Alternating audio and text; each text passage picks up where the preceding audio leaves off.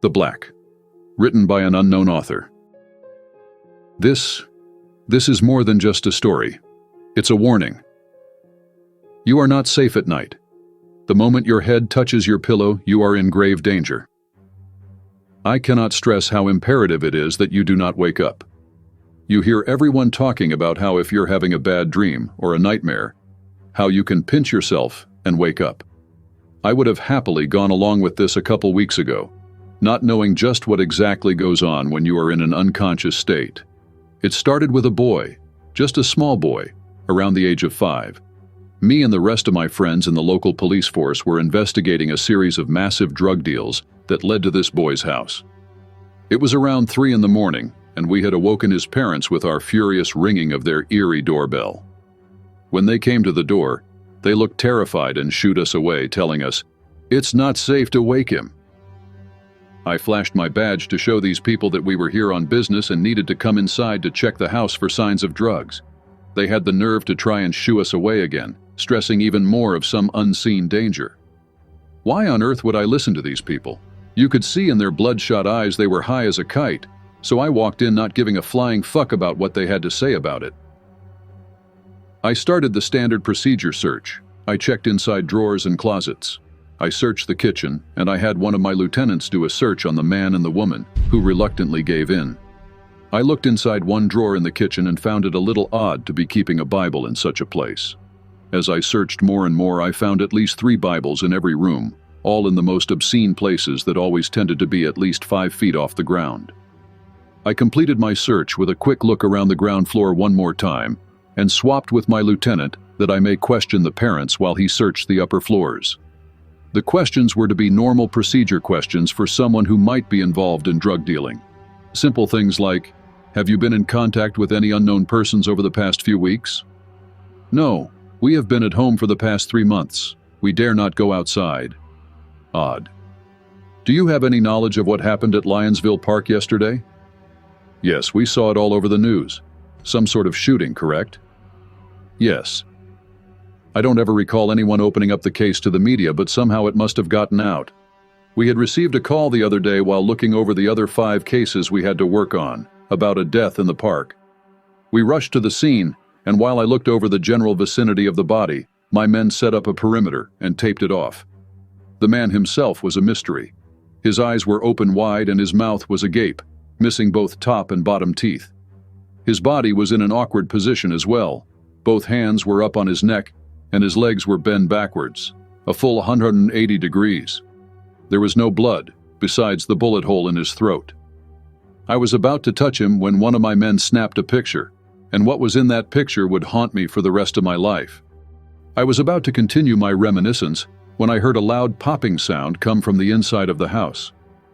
The parents were on the verge of tears as I ran up the stairs, wondering just what happened while I was thinking. I ran down the hallway as fast as possible when a small, bloody object made contact with my head. It knocked me down, and I saw stars for a full 5 seconds before I realized I was looking into the eyes of my lieutenant's head, completely severed from his body at the neck. And then the body flew in, bit by bit from the other direction. I was disgusted. Who could have done this to the most healthy man I had ever known? And how had the head and the body flown in from opposite directions? Then I heard a small, innocent voice. "Why did you wake me up?" I turned around slowly, wondering what kind of thing killed my lieutenant. And before I knew it, I was looking into the eyes of a small boy, no more than 5. It took me a while to realize the voice belonged to him. We stared at each other for a long time, me assessing what he could have done, and I can only assume he was doing the same for me. After a while, he must have gotten angry because he asked again in a mad tone, "Why did you wake me up?" I looked him dead in the eyes and said, "We're in the middle of a case right now, regarding the drugs that have been going around recently. What happened to my lieutenant?" He looked me dead in the eyes and responded, "The same thing that's going to happen to you for waking me." And then he raised his small, frail little arm and pointed at me. Immediately from behind him, 4 large, black, hellhound-looking creatures sprang from the darkness and went straight for my chest. I turned and ran. I bolted out the door with one hot on my heels. It jumped and bit my lower leg, just before dissolving when I passed the veranda. I looked to the parents for an explanation as to just what the hell is wrong with their child, only to find both of them dead. They had had their heads torn off in a similar fashion to my lieutenant. I got in the car and drove away as fast as its little wheels would carry me, my mind lost in thought about the horrors of that night. Every night after that, my head was filled with wicked dreams about that boy and the 4 creatures he summoned. And every day I awoke with a start, screaming. And every time I awoke, something caught my eye. A figure, or at least I think it's a figure, standing just outside of my field of view, staring at me. Every night I dream of this figure. Every night he takes my life, and every night I awake with his gaze piercing into my soul like a burning blade. Even yesterday he was in my dreams, and I suspect he will be in my dreams tonight as well. But then again, after the horrors I have experienced, I don't think anyone could ever have a decent dream again. I've figured it out. I know what happens, how these creatures are born. This may seem cheap, but it's the darkness, not the video game or some figure of speech, no. It's the actual darkness itself, the absence of light. It sees into your mind, and it can fabricate anything from in there. I don't know how it can do such a thing. I mean, it's not like this darkness is some sort of being, right? I remember the picture that one of my men took.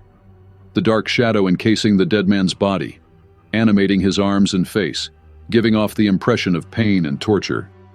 But I couldn't see the darkness then, like I can now. I remember walking out into the street and seeing dark shadows covering everything. All the people, the streets, even the wildlife was enveloped in a massive cloak of darkness. I asked some of the people on the street what they saw, only to find them blind to the nature of their predicament. Then, what was different about me? My leg, one of the hounds from that night, had bitten me before I escaped. Maybe that had changed me? Possible. I went to sleep that night with such thoughts filling my head. I dreamt of the figure again, his dark blade hanging low to the ground, about knee height. He didn't say anything. He didn't have to. I knew what was coming, and I could only stand and wait for him to kill me again. But then I fell backwards by mistake. My head hit the ground and my hand flew up and to the right, striking my face, waking me. Back in the natural world, I saw that figure, the one from my dreams standing above me, blade drawn, about to strike me down in my bed.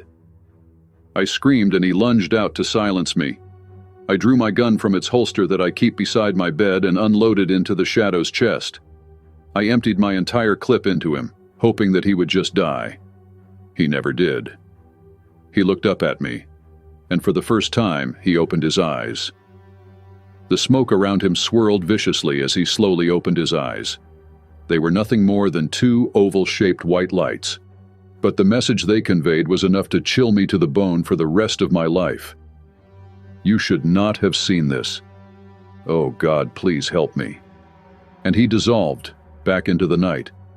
But I could see his eyes on the floor, watching my every move. Everywhere I go, I see his eyes gazing at me. And every time I see him, he looks away. I went to a crime scene of another murder the next day, and another after that, and another, and another. They all had the same story. The body was covered in darkness, except for the wound. On his chest were words, simple words in English. The words said, "Don't wake up. I don't sleep anymore. I can't sleep, or I'll end up dead like all of the murder victims. Don't you sleep either if you can. Try to stay awake as long as possible. The darkness knows you're there. It knows what you're dreaming. It will kill you if you wake up too soon. It will kill you if you wake up at all."